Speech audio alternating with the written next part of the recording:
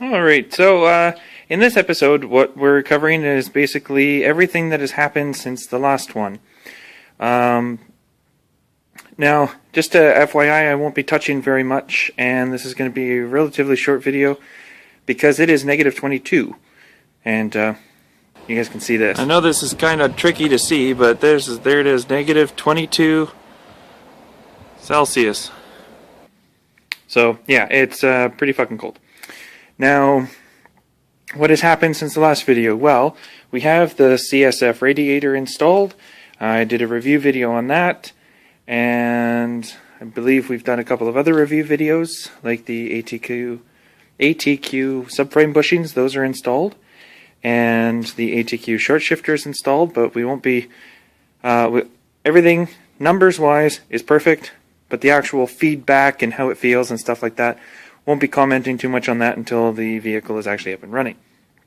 Now, in this video, I'd actually like to take some time to answer some of the questions that I've been getting for these past couple of months.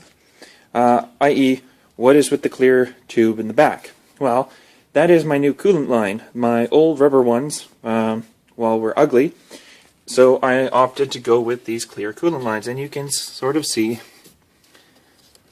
there's coolant in there, so the system needs to be bled still. And all of these don't have coolant in them, but there is coolant down there and stuff. So the system needs to be bled. I've also opted to go with Venair Sport Rad hoses, and I got those from Unique Performance. I opted to go with those because I know Venair, and I'm sticking with them. I think I've said that before in a different video. The fan system here is going to be a custom low profile solution, and it's only going to be about that thick versus stock, which is like that thick.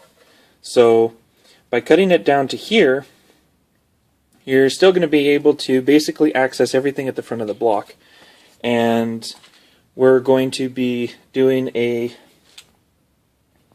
double fan, so one is dedicated to low speed, one is dedicated to high, and I'm going to have an interrupt switch, so when things are getting, nice and toasty, I can continue to run the high speed, both fans at the same time during cool downs, and that will just help cool the engine down faster.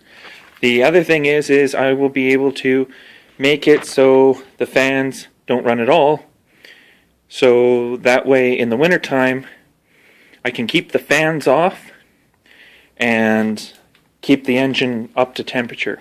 Okay, and what else we got going on here? Oh, another question was my serpentine belt. That is a Gates OE replacement belt. They do not make a performance belt for the 2.0T yet. They do for the 3.8, and I think that is whatever. I think the reason why they do have a performance Gates belt for the 3.8 is because the 3.8 belt is actually used on the one of the supercharger kits for the BRZ FRS Toyobaru thingamajigger. Okay, so that is that's what that's why I think that's done. Now, another question I've been asked is these blue silicone hoses everybody keeps seeing. Well, they are just factory replacements for the original factory hoses.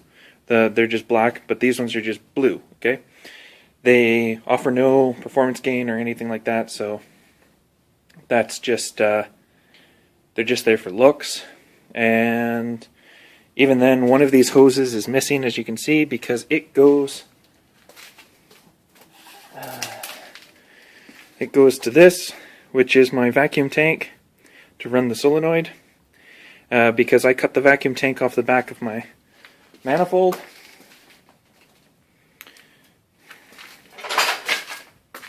And the reason we cut the vacuum tank off the back of the manifold was because I didn't like it, and I don't like the fact that you have to drain your radiator fluid in order to get that stuff out. But then we later discovered that all you have to do is remove a provision. So if you get a new intake manifold done by Grimspeed, you will have that provision removed, apparently. Now, the I've been asked about these bolts because I guess somebody saw them in a picture once. Those are not an ARP bolt. They are just a traditional high temperature zinc plated bolt system to mount the OE turbo up to the manifold. Mine had to be replaced because the turbo housing that I had ported did not come with any bolts, so I had to replace all of those. The exhaust manifold has all new bolts and all new studs, so I did not reuse the factory studs, but I think I also mentioned that in another video, which is okay. The reason for this T back here is this coolant line actually comes down, wraps down, and connects to the oil water cooler. So that's why that's there. And the other one, the other hose from the cooler goes to the turbo coolant system. So I don't know how exactly it works, but that's how it's supposed to get set up, basically. I couldn't afford a new housing for the water pump, so I didn't use a 2013 water pump housing, and that's the only difference is the housing. It's got a nipple at the bottom, and then it's got a special little hose that shapes up and goes in. So there's that. Now, I've also been asked why I'm keeping the OE solenoids, and that is because I have not found a way to get rid of them yet without making the ECU have a heart attack. If I switched to a Haltech, I could do that. Unfortunately, I would like theft insurance in my province requires that if you have an immobilizer, you maintain the immobilizer. So that won't be happening any time in the near future, I don't think. Now, pulleys. I have maintained, you can't really see, but I maintained the factory crank pulley, and all of these pulleys are factory. I would like to get a set of pulleys, not for lightweight, but just to get rid of some of that black. And that's pretty much it on pulleys. The alternator is my factory alternator. We're going to see how long that lasts, considering it sucked up quite a bit of oil.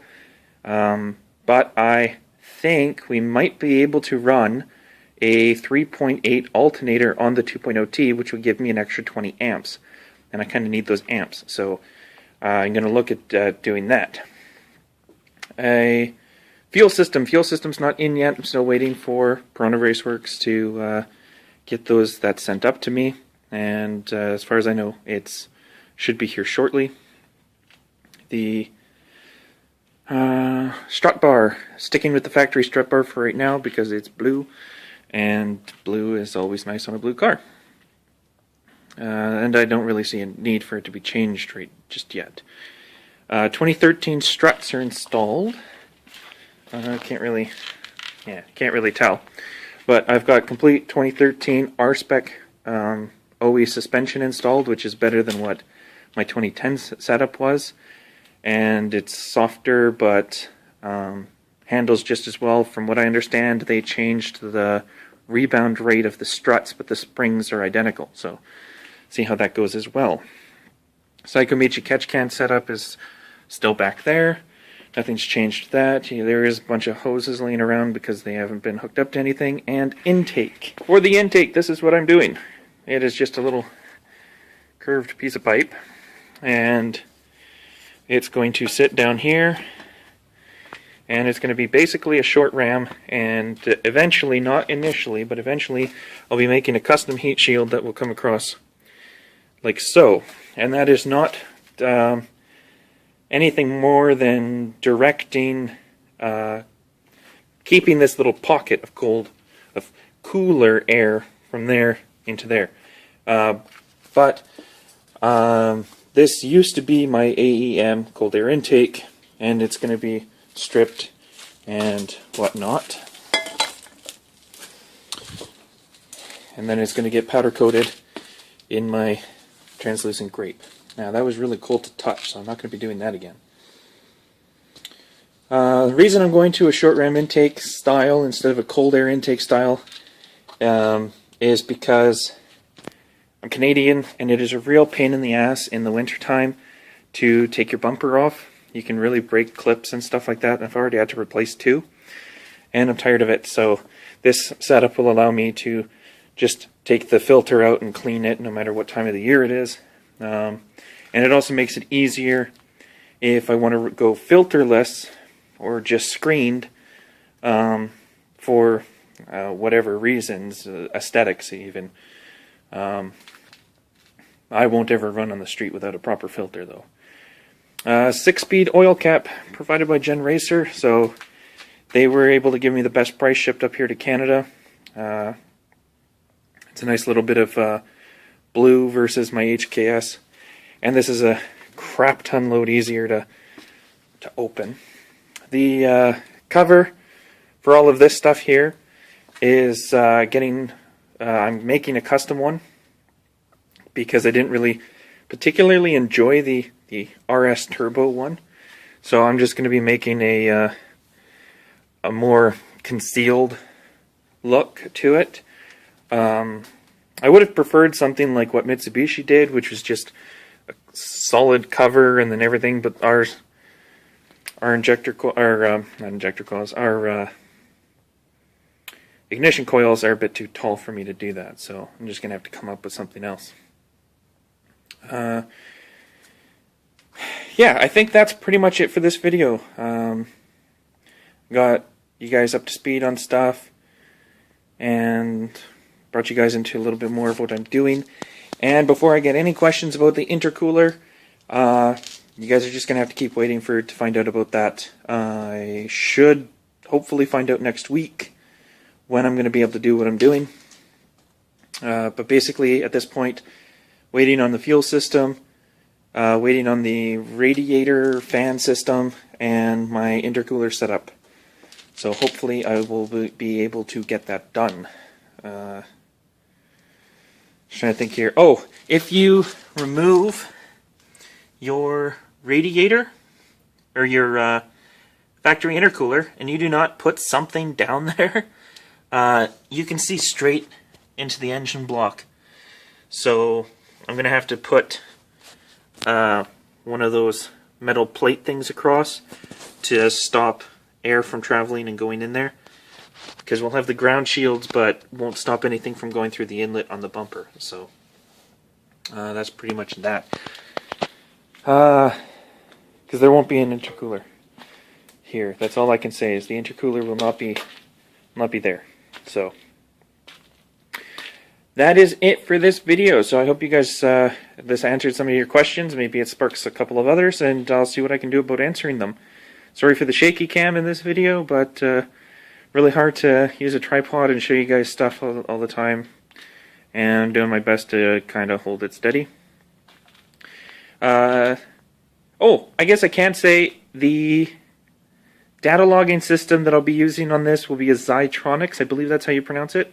Zytronics ZX2 black box. So if you guys are interested in a review on that particular setup, then just subscribe, and we'll be covering all of that in detail as things progress.